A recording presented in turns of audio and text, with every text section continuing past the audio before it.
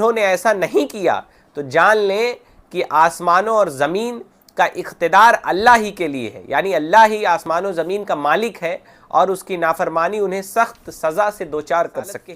حوالے سے بڑی بات کہی گئی کہ جو لوگ اللہ کو مانیں اور رسولوں کا انکار کریں یا کچھ رسولوں کو مانیں کچھ کا انکار کریں وہ پکے کافر اور ذلت آمیز عذاب کے مستحق ہیں۔ عیسیٰ کیسے خدا ہو سکتے ہیں؟ وہ تو اپنی والدہ مریم کے یہاں پیدا ہوئے اور وہ دونوں کھانے پینے کے محتاج ہیں۔ حضرات چور کے ہاتھ کاٹنے کا حکم دے کر چوری کے سد باب کا بہترین انتظام کیا ہے۔ یہاں یہ بات یاد رہے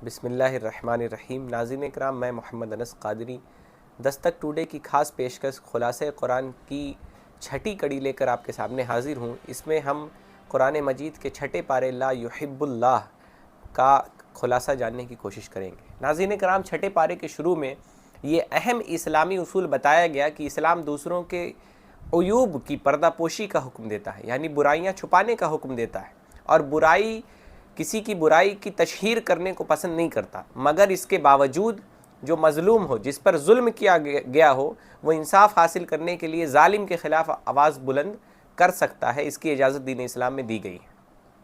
آیت 149 سے ایمان بالرسالت کے حوالے سے بڑی بات کہی گئی کہ جو لوگ اللہ کو مانیں اور رسولوں کا انکار کریں یا کچھ رسولوں کو مانیں کچھ کا انکار کریں وہ پکے کافر اور ذلت آمیز عذاب کے مستحق ہیں، اور جو لوگ اللہ اور اس کے تمام رسولوں کو تسلیم کریں وہ کامل ایمان والے ہیں اور قیامت میں اجر و ثواب کے مستحق ہیں۔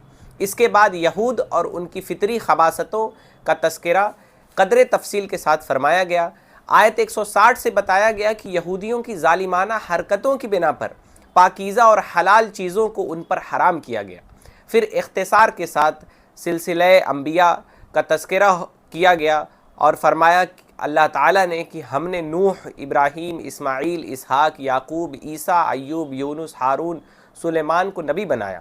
فرمایا کہ رسول بشارت دینے والا، خبردار کرنے والے ہوتے ہیں۔ انہوں نے لوگوں کو بتایا، یعنی رسولوں نے لوگوں کو بتایا کہ اللہ کے احکامات کیا ہیں، احکامات پر عمل کرنے کا حسین انجام کیا ہے، اور احکامات سے پہلو تہی کرنے کی سزا کیا ہے۔ ان سب کا مقصد یہ تھا کہ روز قیامت لوگوں کے پاس اللہ پاک کے سامنے اپنی بے عملی کا جواز نہ رہے، یعنی لوگ یہ نہ کہیں کہ ہم تک اللہ کا احکام نہیں پہنچا، اس لیے اللہ تعالیٰ نے رسولوں اور نبیوں کو مبعوث فرمایا جو ہمیں اللہ تعالیٰ کے احکامات کی طرف دعوت دیتے ہیں۔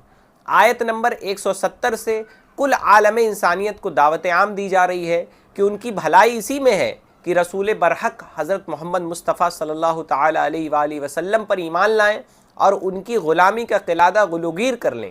پھر بڑے پرجلال انداز میں فرمایا کہ اگر انہوں نے ایسا نہیں کیا تو جان لیں کہ آسمانوں اور زمین کا اقتدار اللہ ہی کے لیے ہے، یعنی اللہ ہی آسمان و زمین کا مالک ہے اور اس کی نافرمانی انہیں سخت سزا سے دوچار کر سکتی ہے۔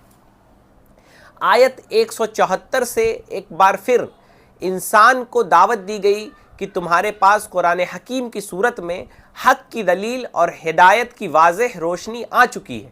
اب جو لوگ اللہ پر ایمان لائیں اور قرآن حکیم سے چمٹ جائیں، یعنی اس کی تعلیمات پر عمل کریں، اللہ تعالیٰ انہیں اپنی رحمت میں داخل فرمائے گا اور اپنے فضل سے مالا مال کر دے گا اور اپنی طرف سیدھے راہ کی ہدایت دے گا۔ سورۃ النساء کی آخری آیت میں وراثت کا ایک مسئلہ بیان ہوا۔ اس کے بعد سورہ مائدہ شروع ہوتی ہے۔ یہ سورہ مدنی ہے، چونکہ اس میں مائدہ، یعنی مائدہ عربی میں دسترخوان کو کہتے ہیں، چونکہ اس میں دسترخوان کا قصہ مذکور ہے اسی لیے اس کا نام مائدہ رکھ دیا گیا۔ حدیث شریف میں آتا ہے کہ اپنے مردوں کو سورہ مائدہ اور خواتین کو سورہ نور کی تعلیم دو اور ان کے مسائل سکھاؤ۔ اس سورے میں حلال و حرام کے متعدد احکام اور 3 قصے بیان کیے گئے ہیں۔ اس میں وہ آیات بھی ہیں جو حجت الوداع کے موقع پر نازل ہوئی، جس میں تکمیل دین کا اعلان ہوا ہے۔ سورے کی ابتدا میں ہر قسم کے وعدوں کی پاسداری کا حکم ہے، خواہ وہ وعدہ انسان اور رب کے درمیان ہو یا پھر ایک انسان اور دوسرے انسان کے درمیان ہو۔ پھر اس کے بعد کھانے پینے کی بہت ساری ایسی چیزوں کی حرمت کا اعلان کیا گیا جنہیں زمانہ جاہلیت میں حلال سمجھا جاتا تھا، کیونکہ ان چیزوں کے کھانے میں صحت اور جسم کا نقصان بھی ہے اور فکر و نظر اور دین و اخلاق کا نقصان بھی موجود ہے۔ حجت الوداع کے موقع پر دین اسلام کے مکمل اور اللہ تعالیٰ کے پسندیدہ نظام حیات ہونے کا اعلان ہے۔ پرندوں، چوپایوں اور درندوں کی مدد سے شکار کے لیے اصول و ضوابط وضع کیے گئے۔ اس کے بعد اہل کتاب کے ذبیحے کا حکم، ان کے خواتین سے نکاح کے جواز کا حکم، پھر طہارت حاصل کرنے کے لیے وضو اور تیمم کا طریقہ اور اس کے کچھ مسائل کا تذکرہ ہے۔ شرعی احکام میں آسانی اور سہولت کے پہلو کو مد نظر رکھنے کی نویز سنائی گئی اور نعم خداوندی یعنی اللہ تعالیٰ کی نعمت پر شکر ادا کرنے کی تلقین کی گئی۔ حدیبیہ کے موقع پر کافروں نے حملہ آور ہونے کا پروگرام بنایا، اللہ تعالیٰ نے انہیں مرعوب کر کے حملہ کرنے سے باز رکھا۔ اس انعام خداوندی کا شکر کرنے اور توکل کا اہتمام کرنے کی تلقین کی گئی۔ اس کے بعد اہل کتاب کا تذکرہ کیا گیا اور اس ضمن میں فوجداری معاملات یعنی انسداد جرائم کے معاملات کے لیے قانون سازی بھی کی گئی۔ یہودیوں کو یاد دلایا کہ ان کے آباء و اجداد کو عہد و میثاق کا پابند بنا کر ان کے 12 قبیلوں پر 12 نگران مقرر کیے گئے تھے، مگر انہوں نے وعدہ توڑ دیا، جس کی وجہ سے وہ سنگ دل ہو گئے اور اللہ تعالیٰ کے کلام میں رد و بدل اور خیانت کے جرم میں مبتلا ہو گئے۔ عیسائیوں کے الوہیت مسیح کے عقیدے کی مدلل تردید اور یہودیوں کے من گڑت عقیدے پر گرفت ہے کہ اگر وہ اللہ کے بیٹے اور محبوب ہوتے تو اللہ انہیں عذاب میں کیوں مبتلا کرتے۔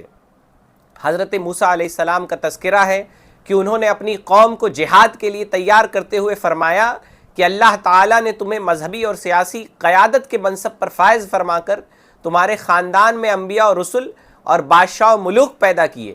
تمہیں بیت المقدس کو عمالقہ کے قبضے سے آزاد کرنے کے لیے پیش رفت کرنی ہوگی۔ اللہ نے تمہیں فتح و کامرانی سے ہمکنار کرنے کا وعدہ کر رکھا ہے، مگر وہ لوگ اپنی بزدلی اور طبعی خباثت کے پیش نظر جہاد سے اپنا دامن بچاتے رہے اور عمالقہ کی طاقت و قوت سے مرعوب ہو کر حضرت موسیٰ علیہ السلام سے کہنے لگے کہ آپ اپنے رب کے ساتھ مل کر جہاد کر کے بیت المقدس کو آزاد کرا لیں، ہم تو اپنے گھروں میں ہی بیٹھے رہیں گے۔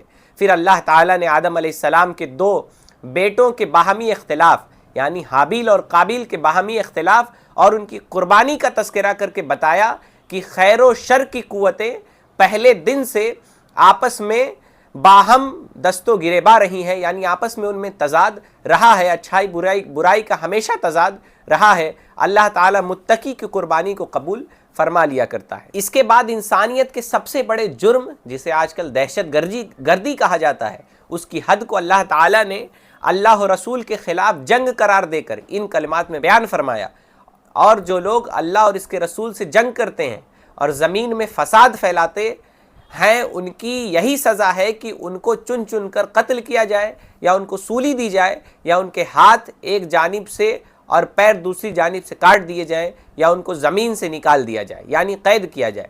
یہ ضابطہ بھی بیان کر دیا کہ انسانی جان اللہ تعالیٰ کی نگاہ میں اس قدر اہمیت کی حامل ہے کہ ایک انسان کے قتل کا گناہ پوری انسانیت کے قتل کے برابر ہے، اور کسی انسانی جان کو بچا لینے کا اجر و ثواب پوری انسانیت کو بچا لینے کے برابر ہے۔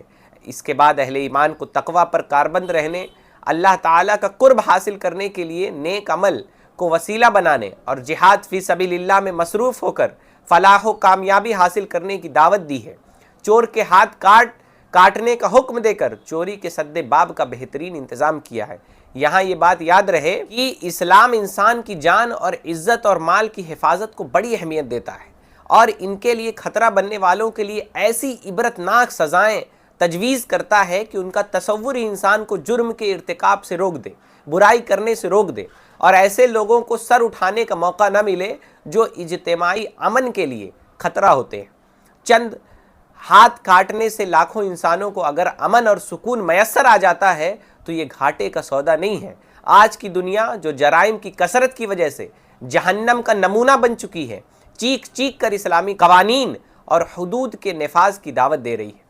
اگلی آیت میں بتایا گیا کہ یہودیوں کے بیجا اعتراضات کرنے سے تاجدار کائنات صلی اللہ تعالی علیہ وآلہ وسلم کچھ دل گرفتہ اور پریشان ہوئے تو اللہ تعالیٰ نے فرمایا کہ ان کافروں اور یہودیوں کی نازیبا حرکت سے آپ پریشان اور غمگین نہ ہوں، یہ لوگ جرم کے عادی ہیں، یہ ایسے لا علاج مریض ہو چکے ہیں کہ اللہ تعالیٰ انہیں پاک و صاف کرنا ہی نہیں چاہتا۔ دنیا میں بھی ان کے لیے ذلت اور آخرت میں بھی عذاب عظیم، دنیا میں بھی ان کے لیے ذلت ہے اور آخرت میں بھی یہ عذاب عظیم کے حقدار ہیں۔ پھر آیت نمبر 45 میں فوجداری قانون بیان کیا گیا۔ اس کے بعد مسلمانوں کو یہود و نصارہ کے ساتھ قلبی دوستی لگانے سے منع کیا گیا۔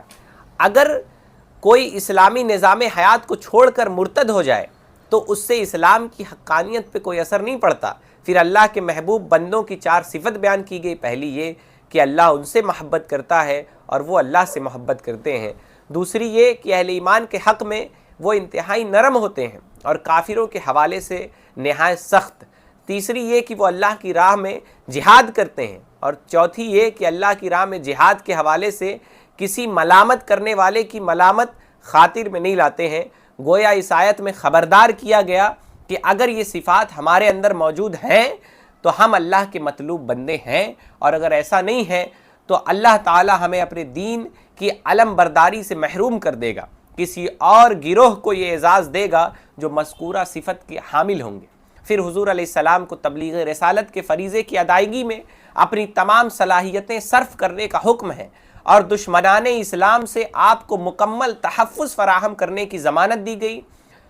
اس کے بعد نصارہ کے عقیدہ تثلیث ٹرائنیٹی پر رد اور مریم و عیسیٰ علیہ السلام کی الوہیت کا بطلان واضح کر کے بتلایا کہ عیسیٰ کیسے خدا ہو سکتے ہیں، وہ تو اپنی والدہ مریم کے یہاں پیدا ہوئے اور وہ دونوں کھانے پینے کے محتاج ہیں۔ حضرات موسیٰ و عیسیٰ علیہ السلام کی نافرمانی کی وجہ سے بنی اسرائیل کے لوگ منزل سے بھٹک گئے اور در بدر کی ٹھوکریں ان کا مقدر بن گئیں۔ آج ہمیں بھی اپنے حالات پر غور کرنے کی ضرورت ہے کہ کہیں ہماری محرومیوں کا سبب اور ہمارے زوال پذیر ہونے کی وجہ اللہ اور اس کے رسول کے راستوں کو چھوڑنا تو نہیں ہے۔ اگر ہم بھی اپنی منزل کو پانا چاہتے ہیں تو ہمیں اللہ اور اس کے رسول کے بتائے ہوئے احکامات پر مکمل تندہی کے ساتھ کاربند ہونا پڑے گا، اور ضرورت ہے کہ ہم شریعت پر مکمل اخلاص و ایثار کے ساتھ عمل کریں۔ اللہ تعالی ہمیں قرآن مجید کے احکام سیکھنے اور اس پہ عمل کرنے کی توفیق عطا فرمائے۔ مزید احکامات تفصیل سے جاننے کے لیے آپ قرآن مجید کا ترجمہ کنز الایمان اور تفسیر خزائن العرفان، اس کے علاوہ تفسیر نعیمی، تفسیر اشرفی، جو بھی علماء اہل سنت کی تفاسیر موجود ہیں اس کا مطالعہ کریں۔ اللہ تعالی ہم سب کو قرآن مجید کے احکامات پہ عمل کی توفیق عطا فرمائے۔ امید کرتے ہیں کہ یہ سیریز آپ پسند فرما رہے ہوں گے، اور کمنٹ باکس میں ہمیں اپنی قیمتی آراء اور اپنے مشوروں سے ضرور نوازیں۔ میں محمد انس قادری، دستک ٹوڈے۔